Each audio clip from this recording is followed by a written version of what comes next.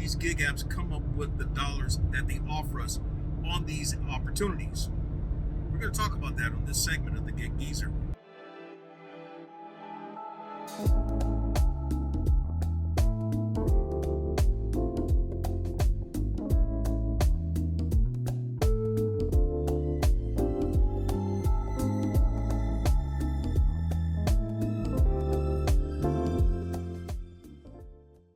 If this is your first time checking out the Gig Geezer, if you're a returning visitor of the Gig Geezer, thanks for coming by. And if you would not mind, hit that subscribe button, give my content a thumbs up, share my content among others, and I definitely welcome your comments in the section below.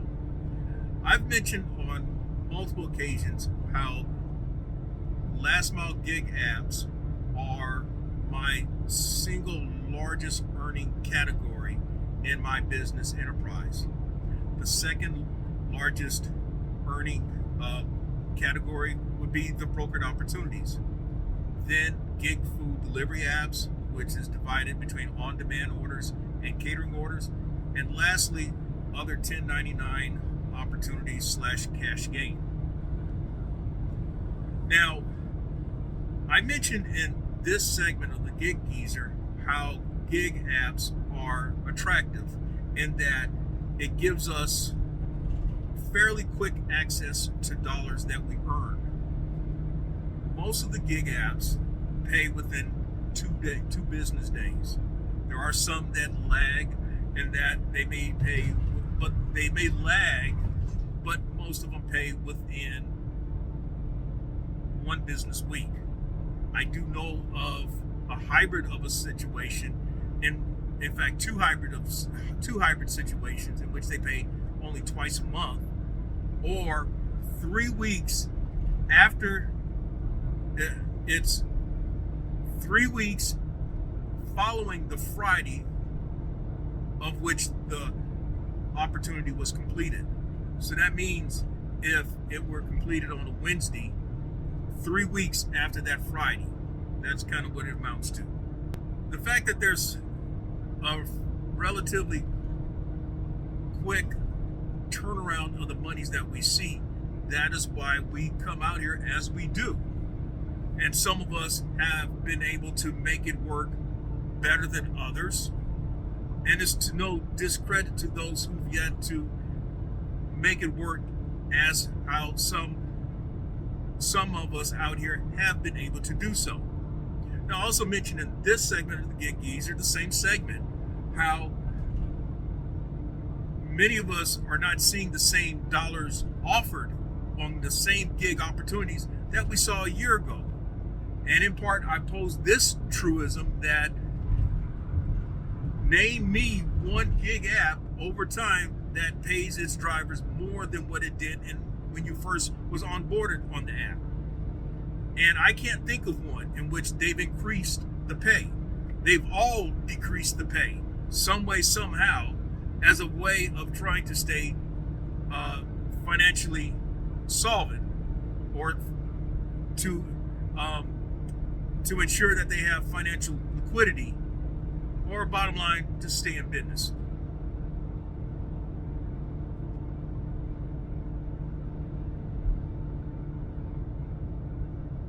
Now, before I get into how some of these gig apps come up with the numbers that they do when offering us, I also want to mention that, as like with others, in fact, we can use the example of Lyft and Uber, and for that matter, DoorDash, and for that matter, Instacart, since they're the big four of the gig apps, outside of Amazon, that is.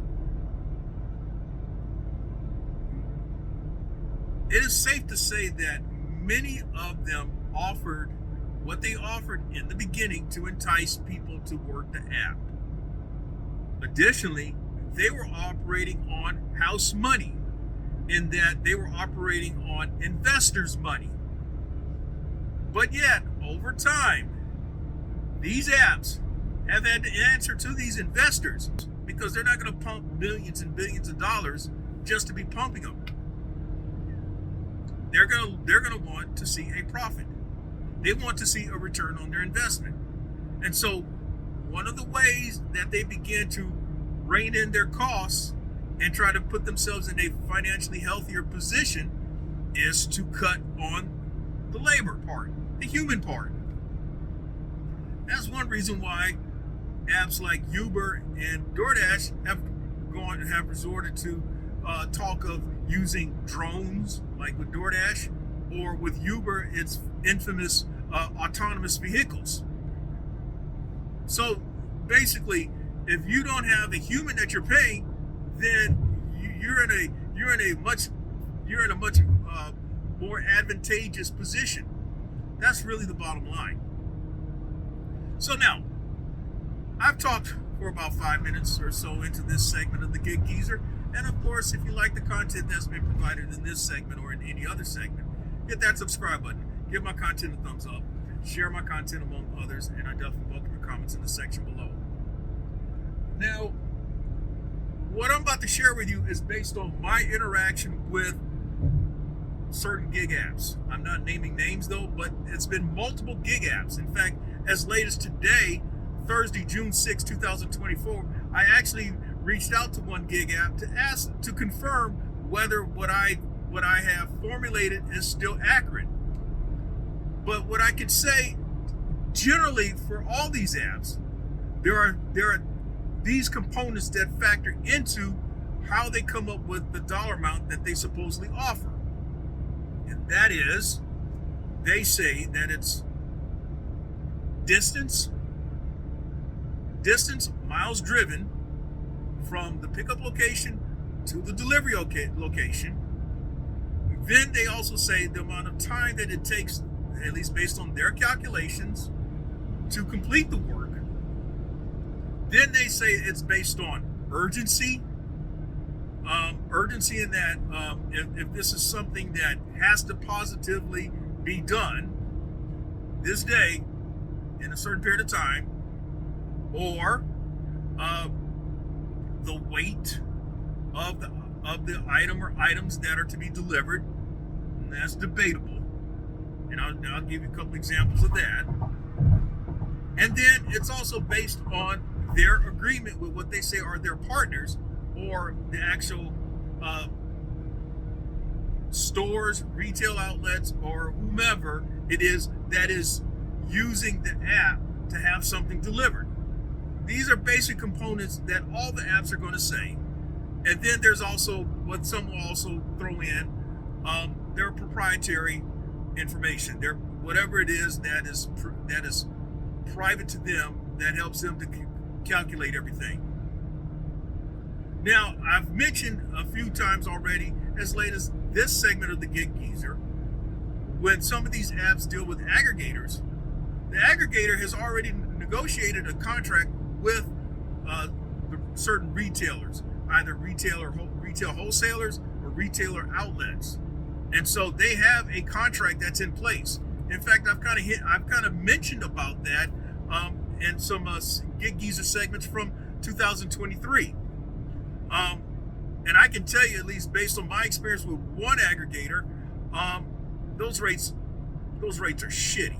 Okay, and in fact, that same aggregator has imposed its will upon many of the apps that are dealing with that aggregator, and so that is one reason why the rates have dropped as dramatically as they have over the past year on certain last mile gig delivery apps.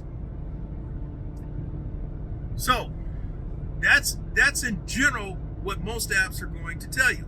Another thing that these apps are going to say, at least if you really press them, is that they'll say that our drivers, the people who work these apps, tend to make anywhere between somewhere around $30-$35 an hour. Now we know that's subject to debate. Of course, I'll put it like this. Recently, I talked for about 45 minutes with a lady who's based out of California, who runs a website called Side Hustles. And I don't know when it's coming out though, but I'm likely to be quoted in her article for that website. And when she mentioned to me the two gig apps that say that their drivers make on average about $35 an hour, my immediate response was that they're full of shit, because they're basing it on actual time, which is from the moment that they mark as starting the job and then when finishing the job. Okay, and the job could take longer or shorter, but somehow over the numbers that they've compiled, over the data that they've compiled, they're saying that on average about $35 an hour. Okay, I'm not a dollars per hour person, and I've long since established that. But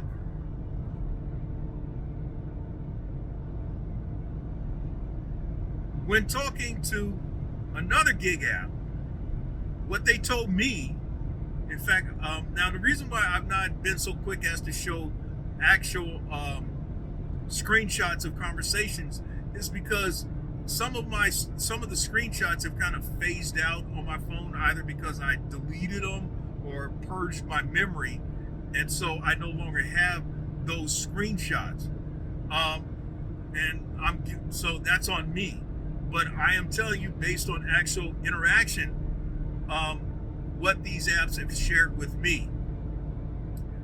A few months back, with one app, when I first saw an order that came across, them offering like $78 for about over 1,000 pounds worth of items, I was incensed because I'm thinking, oh man, this should be a couple $100, and it's only a fraction. It's like what, 30-something percent, 35% of what has been known to offer.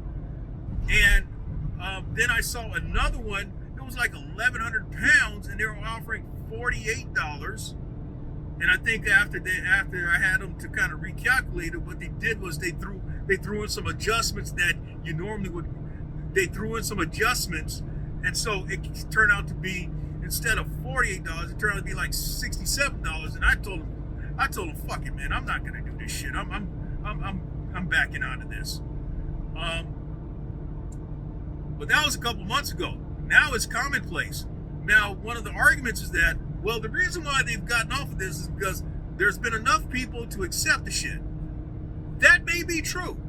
That may be true, where the market is such that enough people have accepted it that they've said, okay, we're gonna go with these numbers now. It may be a combination of all of the above. But this particular app says that it's based on miles and how much space that is occupied in the vehicle. This is what they told me. So the example where I told you it was like $40-something and over 1,100 pounds worth of items. Well, the main item was on the pallet. The main item was over 1,000 pounds. It was like it was a 1,200 plus pound order. 1,100 was a pallet of cinder blocks, 37 of them to be exact, each weighing 35 pounds. And my thing was, hey, look, this is a palletized thing, and historically, this would go for at least 3 figures. And they're like, well, look, this is priced exactly the way it's supposed to be priced. And what they told me was specifically, the numbers are based on cubic feet utilized and distance. And it doesn't matter, weight does not factor in their decision.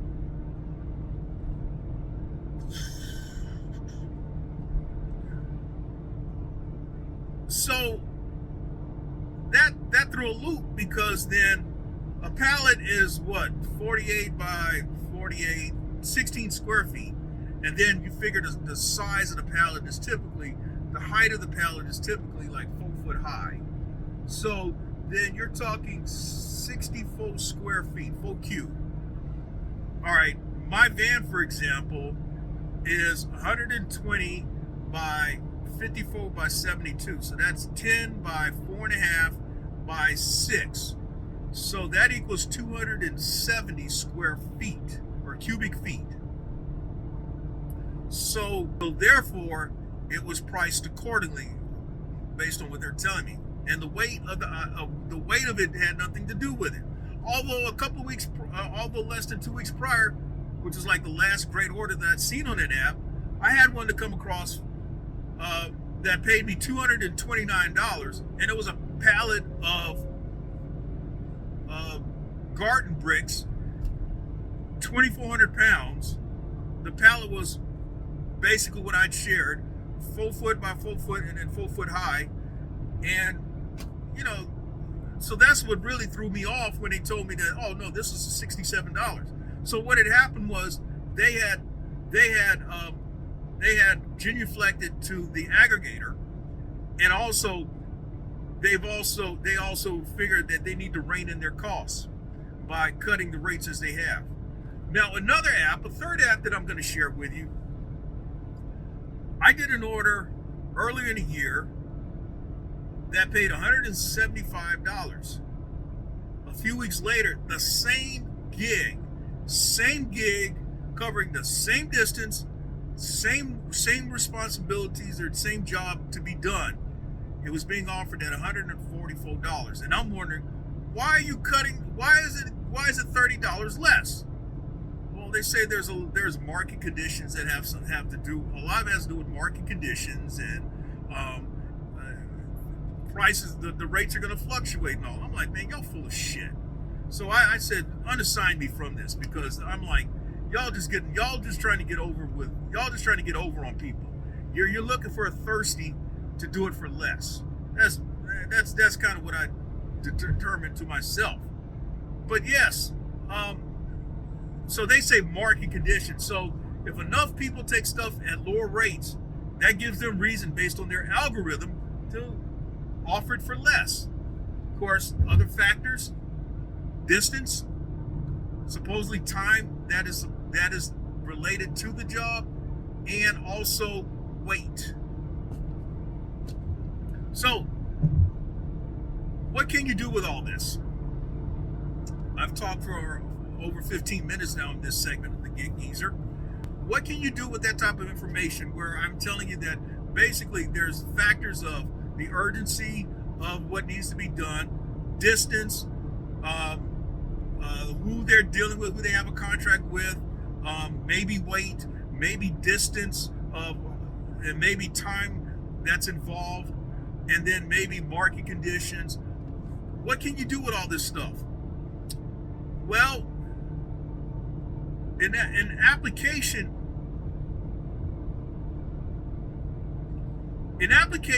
you're not going to be able to tell them that they need to pay you more based on these apps. But there are situations where you can make more money. And when you can identify those situations, that's when you try to get them for the most money. And then this is where this cache of information can be thrown back at them. That's the best thing that I can say. Store this information, but when the situation presents itself, you use it to your advantage, and you throw it back at them. And then it's up to them to respond. Now, is that enough to help you earn more money? I hope. And then again, you may say that what I told you ain't shit. But hopefully you got something out of this. And if you did, hit that subscribe button. Give my content a thumbs up. Share my content among others, and I definitely welcome your comments in the section below. I'm Inwood Lane. As always, may your grind and may your hustle continue.